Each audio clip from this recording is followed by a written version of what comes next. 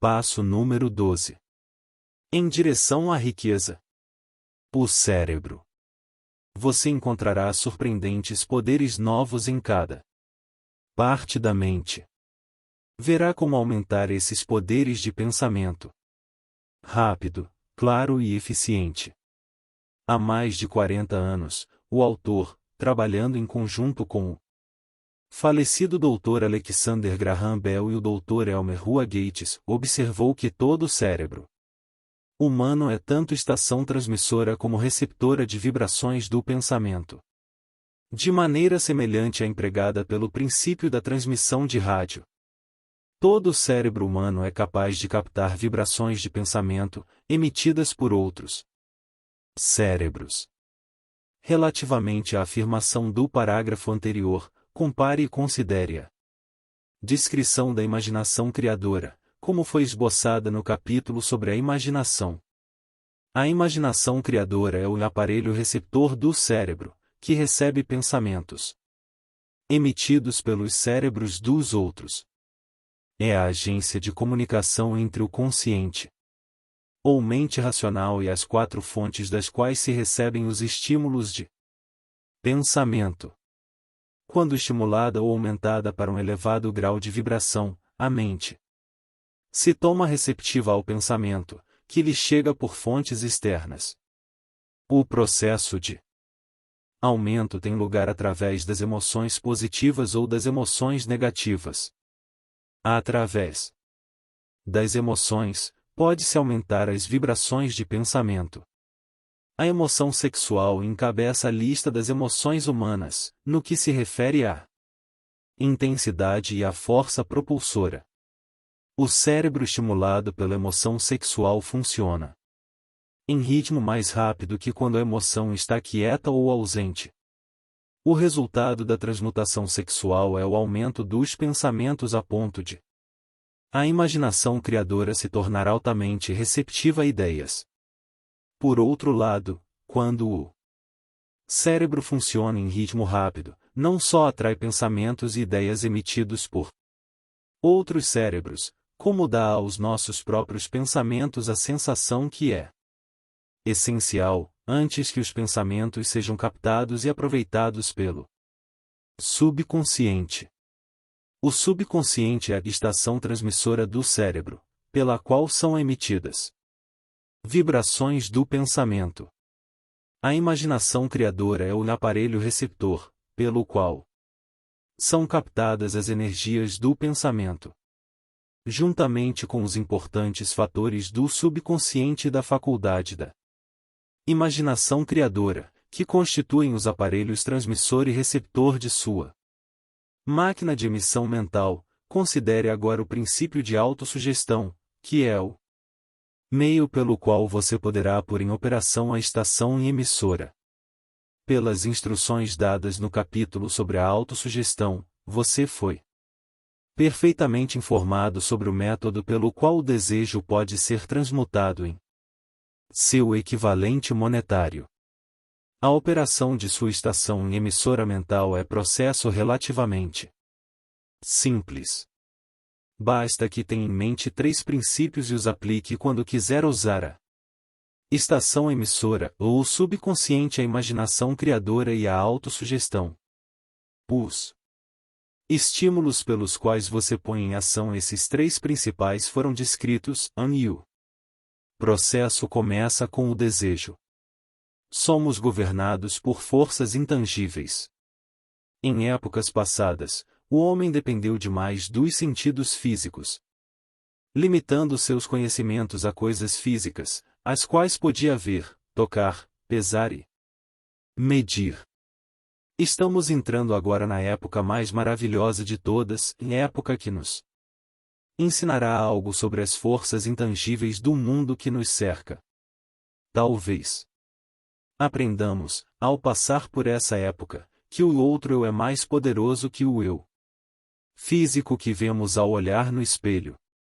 Às vezes, fala-se ligeiramente sobre os intangíveis, há coisas que não se percebem por nenhum dos 5 sentidos, o que deve lembrar-nos de que todos nós somos controlados por forças invisíveis e intangíveis.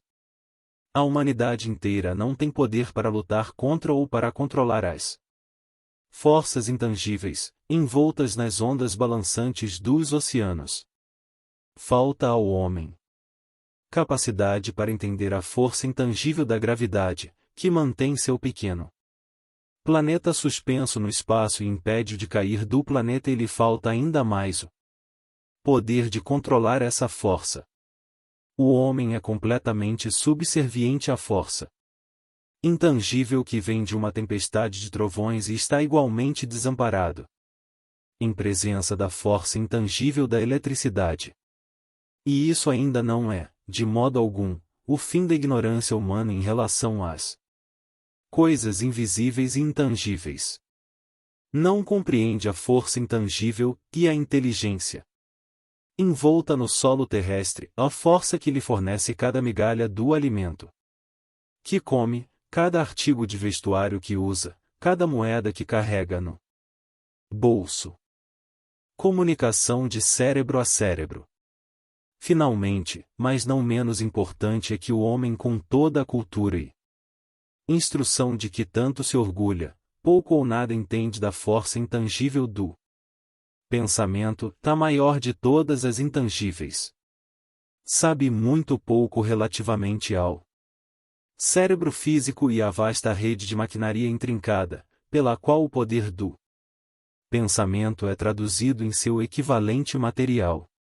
Agora, porém, está entrando numa época de esclarecimento do assunto. Homens de ciência começaram a voltar a atenção ao estudo dessa coisa estupenda chamada cérebro e, conquanto ainda se achem no jardim da infância desses estudos, já adquiriram conhecimentos suficientes para saber que no quadro central do cérebro humano, o número de linhas que ligam as células cerebrais uma a outra é igual ao número 1, seguido de 15 milhões de zeros. O número é tão estupendo, disse o Dr. C. Judson Henrique, da Universidade de Chicago, que números astronômicos referentes a centenas de milhões de anos-luz se tornam insignificantes mediante comparação. Já se determinou que existem de 10 a 14 bilhões de células nervosas no córtex cerebral humano e sabemos que estão arrumadas segundo padrões definidos. Essas arrumações não são ao acaso. São ordenadas. Métodos recentemente desenvolvidos de eletrofisiologia retiram de ação correntes de células localizadas com precisão, ou fibras com microeletrodos, amplificando-os com tubos de rádio e registrando diferenças potenciais até 1/1000 de volt. É inconcebível que tão intrincada rede de máquinas exista pelo simples propósito de cumprir as funções físicas secundárias, para o crescimento e manutenção do corpo físico. Não será provável que o mesmo sistema que dá a bilhões de células cerebrais os meios de comunicação entre si, também forneça os meios de comunicação com outras forças intangíveis? O New York Times publicou um artigo de fundo, mostrando que, pelo menos, uma das grandes universidades e um investigador inteligente no campo dos fenômenos mentais, estão procedendo a uma pesquisa organizada, através da qual se chegou a conclusões que se equiparam às descritas nesse capítulo e no seguinte. O artigo abaixo analisa rapidamente o trabalho executado pelo Dr. Rin e seus colaboradores, na Universidade de Duke. O que é a telepatia? Há um mês, citamos nessa mesma página alguns dos notáveis resultados obtidos pelo professor Rin e seus colaboradores, na Universidade de Duke, através de mais de 100.000 testes, para determinar a existência da telepatia e da clarividência. Esses resultados foram resumidos nos primeiros 2 artigos do Harper's Magazine. No segundo, que agora foi publicado, o autor, E. H. Uray, tenta resumir o que descobriu, ou o que parece razoável inferir, com referência às maneiras extrasensoriais de percepção. A existência real de telepatia e clarividência parece agora, para alguns cientistas, enormemente provável, como resultado das experiências de Rini. Pediu-se a várias pessoas, dotadas de percepção especial, que descrevessem quantas cartas pudessem, num baralho especial, sem vê-las e sem outro acesso sensorial a elas. Descobriram-se uns 20 homens e mulheres que enumeravam tantas cartas corretamente, que não havia sequer uma possibilidade em muitos milhões de terem acertado por sorte ou acidente. Mas como o conseguiram? Esses poderes, presumindo-se que existam, não parecem ser sensoriais. Não existe órgão conhecido para eles. As experiências funcionaram tão bem a distâncias de muitas centenas de milhas, como dentro dos limites de uma sala. Tais fatos também excluem, na opinião de Uri, a tentativa de explicar a telepatia ou a clarividência por qualquer teoria física de radiação. Todas as formas conhecidas de energia radiante diminuem inversamente ao quadrado da distância percorrida. O mesmo não acontece com a telepatia e a clarividência. Mas elas variam por causas físicas, como fazem os nossos demais poderes mentais. Contrariamente à opinião geral, não aumentam quando a pessoa dotada de qualidades de percepção especiais está dormindo ou semi-adormecida, mas, ao contrário, quando está completamente desperta e alerta.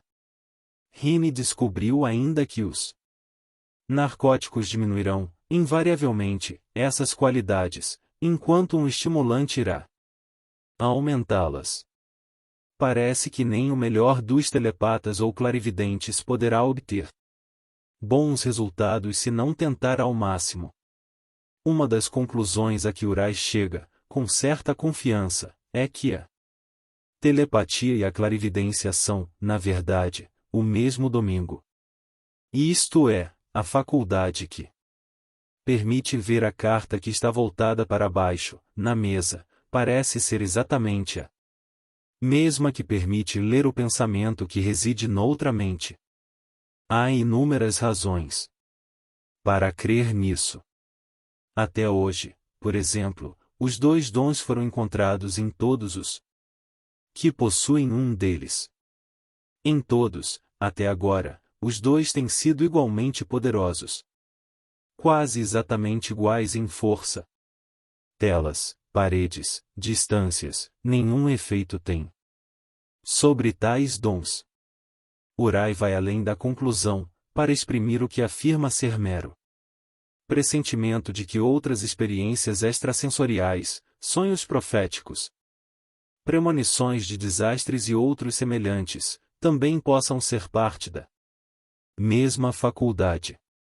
Não se pede ao leitor que aceite qualquer dessas conclusões, a não ser que as julgue necessárias, mas as provas que Rini reuniu devem impressionar fundamente mentes sintonizadas uma para a outra.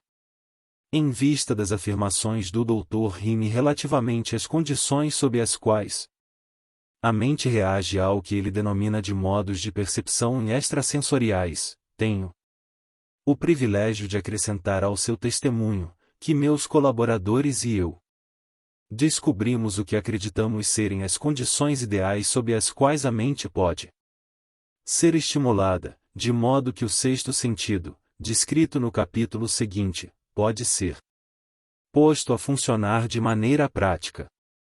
As condições a que me refiro são as de uma aliança de trabalho bastante chegada entre eu e 2 membros de minha equipe.